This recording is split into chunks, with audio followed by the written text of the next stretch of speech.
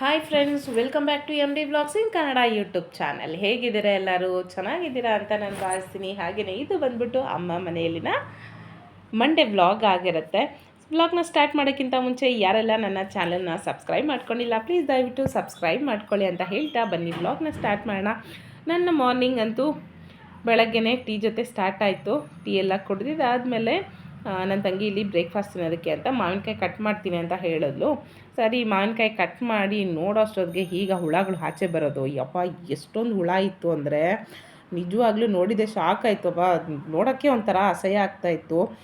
ಇದನ್ನು ನಾನು ಬ್ಯಾಂಗ್ಳೂರಿಂದನೇ ತೊಗೊಂಬಂದು. ಎಲ್ಲ ಕಡೆನೂ ಅಷ್ಟೇ. ಇವಾಗ ಏನಾಗ್ತಿದೆ ಅಂದರೆ ಹಣ್ಣು ಈ ಕಾಯಿಗಳೆಲ್ಲ ಬೇಗ ಹಣ್ಣಾಗಬೇಕು ಅಂತ ಏನೇನೋ ಇದು ಹಾಕ್ಬಿಟ್ಟಿರ್ತಾರೆ, ಕೆಮಿಕಲ್ಸ್ ಎಲ್ಲ ಹಾಕ್ಬಿಟ್ಟು ಹಣ್ಣು ಮಾಡಿಬಿಡ್ತಾರೆ. ಸೊ ಅದು ಈ ಥರ ಆಗ್ಬಿಟ್ಟಿದೆ ನೋಡಿ. ಏನು ಇಂಜೆಕ್ಟ್ ಮಾಡಿದ್ರು ಏನೋ ಗೊತ್ತಿಲ್ಲ, ಕೊಳ್ತೋಗ್ಬಿಟ್ಟು ಅದು ಹುಳಗಳು ಬಿದ್ದುಬಿಟ್ಟಿದ್ದಾವೆ. ನಾವೇನು ಮಾಡ್ತೀವಿ, ಕೆಲವೊಂದು ಸರಿ ನಾವೇ ಆಗ್ಬೋದು, ಮಕ್ಕಳಿಗೆ ಆಗ್ಬೋದು, ಮೇಲೆ ಸಿಪ್ಪೆ ತೆಗೆದ್ಬಿಟ್ಟು ಹಾಗೆ ಕೊಟ್ಬಿಡ್ತೀವಿ, ತಿನ್ಕೊಂಬಿಡೋಣ ಚೆನ್ನಾಗಿರುತ್ತೆ ಹಾಗೆ ಕಟ್ ಮಾಡೋದಕ್ಕಿಂತ ಅಂತೀವಿ. ಬಟ್ ಒಳಗಡೆ ಏನಾದರೂ ಈ ಥರ ಇದ್ದರೆ ಅಂತೂ ಅದು ಹುಳ ನಮ್ಮ ಹೊಟ್ಟೆಗೆ ಹೋಗ್ಬಿಟ್ಟು ಇಲ್ಲದೇ ಇರೋವಂಥ ಅವಾಂತರಗಳೆಲ್ಲ ಆಗಿಬಿಡತ್ತೆ.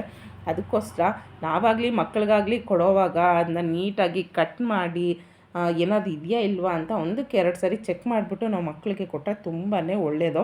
ಇದನ್ನೇ ನಾನು ನಮ್ಮ ಅವಾಗ ತಾನೇ ನಿದ್ದೆ ಮಾಡಿ ಎದ್ದು ಬಂದು ಕೂತ್ಕೊಂಡಿದ್ದ ನನ್ನ ಹತ್ರ. ಅವನಿಗೆ ಹೇಳ್ತಾ ಇದ್ದೆ, ನೋಡು ಈ ಥರ ಕಟ್ ಮಾಡಿದ್ವಿ, ಈ ಥರ ಹುಳ ಎಲ್ಲ ಇತ್ತು, ಅದಕ್ಕೆ ನೋಡ್ಕೊಂಡು ತಿನ್ನಬೇಕು ಅಂದರೆ ಹ್ಞೂ ಸರಿ ಅಮ್ಮ ಅಂತ ಹೇಳ್ಬಿಟ್ಟು ಅವನು ನಿದ್ದೆ ಕಣ್ಣಲ್ಲೇ ಮಾತಾಡಿಸ್ತಾ ಇದ್ದ. ನಂತರ ಬ್ರೇಕ್ಫಾಸ್ಟ್ ಎಲ್ಲ ತಿಂದ್ಬಿಟ್ಟು ಕೂತಿದ್ರೆ ಅಮ್ಮ ಒಂದು ಮಾವಿನಕಾಯಿ ತೋತಾಪುರಿ ಇತ್ತು, ಅದಕ್ಕೆ ಸ್ವಲ್ಪ ಉಪ್ಪು ಖಾರ ಹಚ್ಬಿಟ್ಟು ಕೊಟ್ಟರು. ತುಂಬಾ ಚೆನ್ನಾಗಿತ್ತು. ಈ ತೋತಾಪುರಿ ಅಂತೂ ಹುಳಿ ಇರಲ್ಲ ಜಾಸ್ತಿ, ಸೊ ಕೊಬ್ಬರಿ ತಿನ್ನಂಗಿತ್ತು. ಫುಲ್ ಎಲ್ಲನೂ ಒಂದು 3-4 ಪೀಸ್ ನಾನೇ ತಿಂದ್ಬಿಟ್ಟೆ. ನಂತರ ನಮ್ಮ ಚಿಕ್ಕಗೂ ಇಷ್ಟ ಆಯ್ತೇನೋ, ಅವನು ಒಂದು ಅರ್ಧ ಪೀಸ್ ತಿಂದು ಕೂತ್ಕೊಂಡು ಅವನು ತಿನ್ಕೊಂಡಿದ್ಬಿಟ್ಟಿದ್ದ. ಸರಿ ಇನ್ನೇನು ಕೆಲಸ ಅಂತ ಹೇಳಿಬಿಟ್ಟು ತಲೆಗೆ ಸ್ವಲ್ಪ ಮಸಾಜ್ ಮಾಡ್ಕೊಳ್ಳೋಣ ಅಂತ ಹೇಳಿ ಅಕ್ಕೈ ಒಂದು ಫ್ಲ್ಯಾಕ್ಸೀಡ್ ಜೆಲ್ನ ತಂದಿತ್ತು. ಸೊ ಇವಾಗೆಲ್ಲ ಆನ್ಲೈನಲ್ಲಿ ಅವೈಲಬಲ್ ಇದೆ ಇದೆಲ್ಲನೂ. ಮಾರ್ಕೆಟಿಂಗ್ ಮಾಡೋರು ಅಥವಾ ಮ್ಯಾನುಫ್ಯಾಕ್ಚರ್ ಮಾಡೋರು ಯಾವುದೋ ಒಂದು ರೀತಿಯಲ್ಲಿ ಏನೇನೆಲ್ಲ ಪ್ರಾಡಕ್ಟ್ಸ್ನ ಅವರು ಮಾಡೋಕ್ಕಾಗುತ್ತೋ ಎಲ್ಲ ರೀತಿಯಿಂದನೂ ಮಾಡ್ತಾರೆ.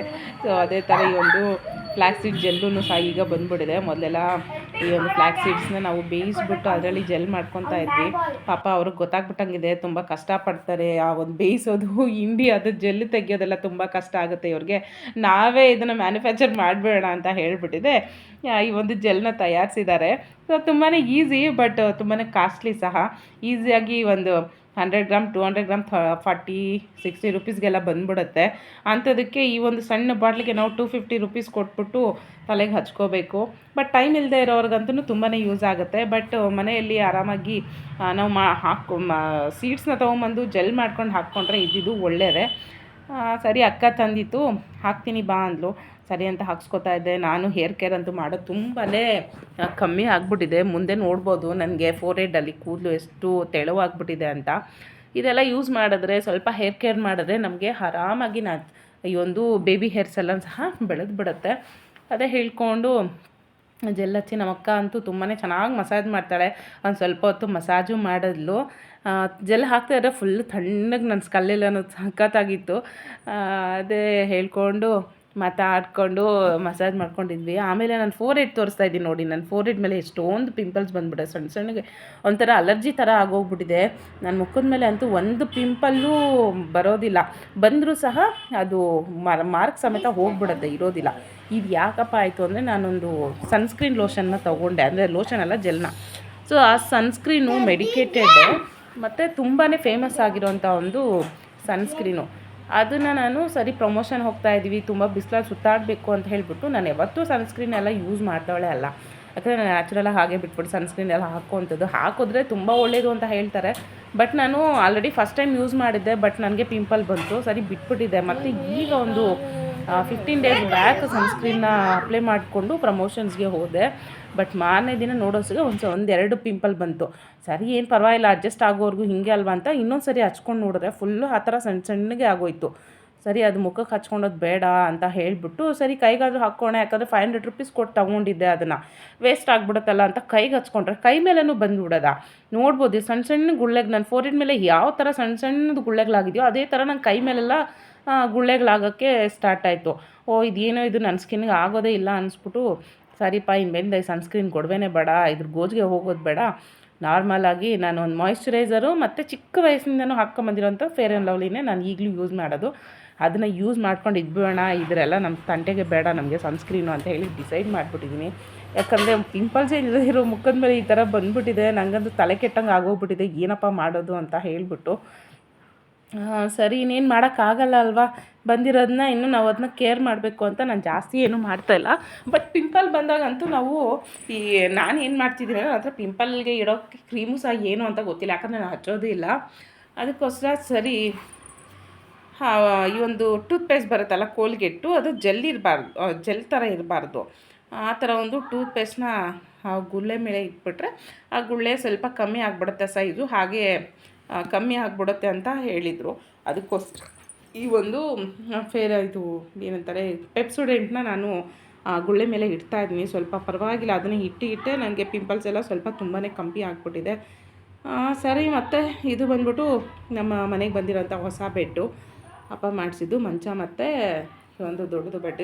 ಇದ್ರ ಮೇಲೆ ಒಂದು 4 ಜನ ಆರಾಮಾಗಿ ಮಲ್ಕೋಬೋದು, ಮಕ್ಕಳಾದರೆ 3 ಜನನೇ, ಯಾಕಂದರೆ ತುಂಬ ಒದ್ದಾಡ್ತಾರಲ್ಲ ಅದಕ್ಕೋಸ್ಕರ. ಇದು ಅಪ್ಪ ಮಕ್ಳಿಗೋಸ್ಕರ ಅಂತಲೇ ಹೊಸ್ದಾಗಿ ಮಾಡಿಸಿದಂತೆ ಬರ್ತಾರೆ ಅಂತ ಹೇಳಿಬಿಟ್ಟು ಮಂಚ ಮತ್ತು ಇದು ಬೆಡ್ಡು ಎರಡೂ ಸೇರಿಬಿಟ್ಟು 30,000 ಆಯ್ತಂತೆ. ತುಂಬ ಚೆನ್ನಾಗಿದೆ ಸಾಫ್ಟಾಗಿ ಬೆಡ್ಡೆಲ್ಲನೂ ಸಹ. ಸರಿ ಮಕ್ಳಿಗೆ ಒಂದು ಸ್ವಲ್ಪ ರೈಟಿಂಗ್ ಮಾಡಿಸೋಣ ಅಂತ ನಮ್ಮ ಚಿಕ್ಕವನಿಗೆ ಅವನ ಹೆಸರನ್ನ ಬರೆಯೋದು ಕಲಿಸ್ತಾ ಇದ್ದೆ. ಅವನು ಬರೆಯೋಬೇಕು ಸರ್ಕಸ್ ಮಾಡುತ್ತಾನೆ. ಮಾಡ್ತಾ ಇದ್ದಾಗ ನಮ್ಮ ಅಮ್ಮ ಬಂದು ಇಲ್ಲೇನೇ ಎತ್ಕೋಬೇಕು ಅಂತ ರೂಮ್ ಮೇಲೆ ಇಂದು ಸಜ್ಜೆ ಮೇಲೆ ಇಟ್ಟಿದ್ರು. ಬೇಷನ್ ಥರ ಚಿಕ್ಕ ಬೆಲ್ಲ ಅದನ್ನೇನೋ ತೊಗೊಂಡು ನೋಡೋಣ ಅಂತ ಬಂದಿದ್ರು. ಸರಿ ಬಾಮ್ಮ ನಾನು ಹೆಲ್ಪ್ ಮಾಡ್ತೀನಿ, ಬೇಡ ನಿಂಗೆ ಕುತ್ಕೊಂಡು ನಾನೇ ಮಾಡ್ಕೋತೀನಿ ಅಂತ. ಪಾಪ ಕೆಲಸ ಏನೂ ಮಾಡಿಸಲ್ಲ, ಅವರೇ ಎಲ್ಲ ಮಾಡ್ಕೊತಾರೆ. ಒಂಥರ ಬೇಜಾರಾಗುತ್ತೆ, ಬಟ್ ಮಾಡೋಲ್ಲ ನಾವೇ ಮಾಡ್ಕೊತೀವಿ ಅಂತ ಹೇಳ್ತಾರೆ. ನಂತರ ನಮ್ಮೂರು ಇಲ್ಲಿ ಸ್ವಲ್ಪ ಪ್ರಾಕ್ಟೀಸ್ ಮಾಡಿಸ್ತಾ ಇದ್ದೀನಿ. ಅವ್ನಿಗೆ ಹೇಳ್ತಾ ಇದ್ದೆ ಫಸ್ಟ್ ಸ್ಟ್ಯಾಂಡರ್ಡ್ಗೆ ಹೋದ್ಮೇಲೆ ಅಮ್ಮ ಹೆಸರು ಬರೀಬೇಕು, ಅಪ್ಪ ಹೆಸರು ಬರೀಬೇಕು, ಆಮೇಲೆ ನೀನು ಫೋನ್ ನಂಬರ್ಸು ನಮ್ಮದೆಲ್ಲ ಗೊತ್ತಿರಬೇಕು ಅಂತೆಲ್ಲ ಹೇಳೋರೆ. ಸರಿ ಆಯಿತು ಕಲ್ತ್ಕೊತೀನಿ ಅಂತ ಅವನು ನನ್ನ ಹೆಸರು ಅವ್ರ ಅಪ್ಪ ಹೆಸರೆಲ್ಲ ಪ್ರಾಕ್ಟೀಸ್ ಮಾಡಿಬಿಟ್ಟಿದ್ದಾನೆ ಆಲ್ರೆಡಿ. ಹೇಳ್ತಾನೆ ಸ್ಪೆಲ್ಲಿಂಗ್ಸ್ ಎಲ್ಲ ತುಂಬ ಚೆನ್ನಾಗಿ. ಬಟ್ ಎಲ್ಲದಕ್ಕೂ ಮೂಡ್ ಇರಬೇಕು ಮಕ್ಕಳಿಗೆ. ಆಟ ಆಡೋ ಟೈಮಲ್ಲಿ ನಾವು ಕೂರಿಸ್ಕೊಂಬಿಟ್ರೆ ಅವ್ರಿಗೆ ಇಂಟ್ರೆಸ್ಟ್ ಇರೋಲ್ಲ. ಒಂದು ಸ್ವಲ್ಪ ಹೊತ್ತು ಪ್ರಾಕ್ಟೀಸ್ ಮಾಡಿಬಿಟ್ಟು ಹಾಗೆ ಓಡೋಗ್ಬಿಡ್ತಾರೆ. ಹಾಗೆ ಅಲ್ವಾ ಎಲ್ಲ ಮಕ್ಕಳೂ. ಸರಿ ಮಧ್ಯಾಹ್ನ ಆಗಿತ್ತು, ಸ್ನಾನ ಮಾಡೋಕ್ಕಂತೂ ಇಂಟ್ರೆಸ್ಟೇ ಇರಲಿಲ್ಲ. ಸರಿ ಇನ್ನು ಮಾಡಲೇಬೇಕು ಅಂತ 3 ಗಂಟೆ 4 ಗಂಟೆ ಹಂಗೆ ಹೋದೆ. ಯಾಕಂದರೆ ತಲೆಗೆ ಫ್ಲಾಕ್ಸೀಡ್ ಜೆಲ್ ಬೇರೆ ಹಾಕ್ಕೊಂಡಿದ್ದಲ್ಲ, ಅದಕ್ಕೋಸ್ಕರ 4 ಗಂಟೆ ಹಂಗೆ ಸ್ನಾನಕ್ಕೆ ಹೋಗೋಣ ಅಂತ ನೀವು ತೋರಿಸ್ತಾ ಇದ್ದೀನಲ್ಲ, ಇದನ್ನ ಬಂದುಬಿಟ್ಟು ಬಾಯ್ಲರ್ ಅಂತ ಹೇಳ್ತೀವಿ, ಬಿಸಿನೀರು ಕಾಯಿಸುವಂಥದ್ದು. ನಮ್ಮ ಮನೇಲಿ ಈ ಥರ ಸೌದೆ ಒಲೆ ಮೇಲೇ ಇದರಲ್ಲಿ ಬಾಯ್ಲರಲ್ಲಿ ಕಾಯಿಸುವಂಥದ್ದು. ನೀರಂತೂ ಚೆನ್ನಾಗಿ ಬಿಸಿ ಆಗುತ್ತೆ. ಕಾಯಿಲೆಲ್ಲ ಯೂಸ್ ಮಾಡಲ್ಲ, ಗೀಝರು ಹಾಕ್ಸಿಲ್ಲ. ಅಪ್ಪಗೆ ಸ್ವಲ್ಪ ಭಯ ಜಾಸ್ತಿ, ಎಲ್ಲಿ ಮರ್ತೋಗ್ಬಿಟ್ಟು ಸ್ವಿಚ್ ಆಫ್ ಮಾಡಿದಿರ ಬಿಟ್ಬಿಡ್ತಾರೆ, ಏನಾದರೂ ಆಗುತ್ತೆ ಅಂತ ಹೇಳ್ಬಿಟ್ಟು ಅದೆಲ್ಲ ಏನೂ ಅಪ್ಪ ಹಾಕ್ಸಿಲ್ಲ. ಕಾಯಿಲು ತರಿಸಿಲ್ಲ ಬಿಸಿನೀರ್ದು, ಜಸ್ಟ್ ಇದರ ಬಾಯ್ಲರಲ್ಲೇ. ನಂತರ ನಾವು ಸಾಯಂಕಾಲ ನಾನು ಸ್ನಾನ ಮಾಡ್ಕೊಂಬಂದು ತಲೆ ಒಣಗಿಸೋವಾಗ ನನಗೊಂದು ತಲೆಗೆ ಫ್ಲ್ಯಾಶ್ ಆಯಿತು. ಸರಿ ನನ್ನ ಹೇರ್ ಎಷ್ಟು ಹೆಲ್ತಿ ಆಗಿದೆ ಚೆಕ್ ಮಾಡೋಣ ಅಂತ ಹೇಳಿಬಿಟ್ಟು ಒಂದು ಗಾಜಿಂದು ಬೌಲ್ ತೊಗೊಂಡೆ. ಯಾಕಂದ್ರೆ ಗಾಜಿನ ಬೌಲಲ್ಲಿ ಟ್ರಾನ್ಸ್ಪರೆಂಟ್ ಚೆನ್ನಾಗಿ ಕಾಣಿಸುತ್ತೆ ಅಲ್ಲ, ಅದಕ್ಕೋಸ್ಕರ ನಾನು ಕೂದಲನ್ನ ಹಾಕಿದೆ. ಆ್ಯಕ್ಚುಲಿ ಇದು ಬಂದು ಮಧ್ಯದಲ್ಲಿ ತೇಲ್ತಾ ಇದೆಯಲ್ಲ, ಇದು ಅಕ್ಕ ಕೂದಲು ಹಾಕಿದ್ದು. ನನ್ನ ಕೂದಲು ಬಂದು ಫುಲ್ ಕೆಳಗಡೆ ಕುತ್ಕೊಂಡ್ಬಿಡ್ತು. ನಾನು ಫುಲ್ ಖುಷಿ ಆಗ್ಬಿಟ್ಟೆ, ನನ್ನ ಕೂದಲು ಕೆಳಗಡೆ ಕುತ್ಕೊಂಡ್ಬಿಟ್ಟಿದೆ ಅಂತ ಹೇಳ್ಬಿಟ್ಟು. ಅವರು ನಿಜವಾಗ್ಲೂ ಅಂತ ಹೇಳಿ ಶಾಕು. ಆಮೇಲೆ ಅಕ್ಕದು ಸಹ ಕೂದಲೆಲ್ಲ ಚೆಕ್ ಮಾಡಿದ್ವಿ. ಒಬ್ರದ್ದು ಮೇಲೇ ತೇಲ್ತಾಯಿದ್ದು, ಇನ್ನೊಬ್ರು ಮಧ್ಯದಲ್ಲಿತ್ತು. ಸೊ ಮೇಲೆ ಬಂದುಬಿಟ್ರೆ ಅವ್ರಿಗೆ ಹೆಲ್ತಿ ಇಲ್ಲ, ತುಂಬಾ ಕೇರ್ ಮಾಡಬೇಕು ಕೂದಲಿಗೆ ಅಂತ ಹೇಳಿಬಿಟ್ಟು. ಮಧ್ಯದಲ್ಲಿದ್ದರೆ ಓಕೆ ಆವ್ರೇಜ್ ಆಗಿದೆ, ಇನ್ನು ಸ್ವಲ್ಪ ತುಂಬಾ ಕೇರ್ ಮಾಡಬೇಕು ಅಂತ. ಫುಲ್ ಡೌನಲ್ಲಿ ಕುತ್ಕೊಂಡ್ಬಿಟ್ರೆ ಫುಲ್ ಹೆಲ್ತಿ ಆಗಿದೆ ಅವ್ರ ಹೇರ್ಸು ಅಂತ ಅಷ್ಟೇ. ಸರಿ ಅಂತ ಹೇಳಿಬಿಟ್ಟು ನಾವೆಲ್ಲರೂ ಚೆಕ್ ಮಾಡ್ತಾ ಇದ್ವಿ ಕೂದಲನ್ನ. ಸರಿ ನಾವು ಊಟ ಎಲ್ಲ ಮಾಡಿಬಿಟ್ಟು ಮಲ್ಕೊಳ್ಳೋ ಅಂಥ ಟೈಮು ಹೊರಗಡೆ ನೋಡಿದ್ರೆ ಈ ಥರ ಫುಲ್ಲು ಮಿಂಚು ಬರ್ತಾಯಿತ್ತು. ನಮ್ಮೋರು ಓಡಿ ಬಂದುಬಿಟ್ಟು ಅಮ್ಮ ಹೊರಗಡೆ ಏನೋ ಲೈಟ್ ಥರ ಬರ್ತಿದೆ ಅಂತ ಹೇಳ್ದ. ಏನು ಸರಿ ನೋಡೋಣ ಅಂತ ಹೋದರೆ ಈ ಥರ ಸೌಂಡ್ ಇಲ್ದಿರೋ ಮಿಂಚು ಬರ್ತಾಯಿತ್ತು. ಎಷ್ಟು ಜೋರಾಗನೇ ನಮಗೆ ಭಯ ಆಗ್ತಾಯಿತ್ತು ಆಕಾಶನ ನೋಡೋಕ್ಕೆ, ಆ ಥರ ಬರ್ತಾಯಿತ್ತು ಮಿಂಚು. ಸರಿ ಮಳೆ ಬರ್ಬೋದೇನೋ ಕಣೋ, ಅದಕ್ಕೆ ಈ ಥರ ಬರ್ತಾ ಇದೆ ಅಂತ ಹೇಳ್ಬಿಟ್ಟು ಅವನಿಗೆಲ್ಲ ಎಕ್ಸ್ಪ್ಲೈನ್ ಮಾಡಿಕೊಂಡು ಒಂದು ಸ್ವಲ್ಪ ಹೊತ್ತಿಗೆ ಒಳಗಡೆ ಹೋಗಿ ನಾವು ಸಹ ಮಲ್ಕೊಂಡ್ವಿ. ಇಲ್ಲಿಗೆ ಈ ದಿನದ ವ್ಲಾಗನ್ನು ನಾನು ಎಂಡ್ ಮಾಡ್ತಾಯಿದ್ದೀನಿ. ಮತ್ತೊಂದು ವಿಡಿಯೋದಲ್ಲಿ ಬೇಗ ಸಿಗೋಣ. ಅಲ್ಲಿವರೆಗೂ ಬಾಯ್.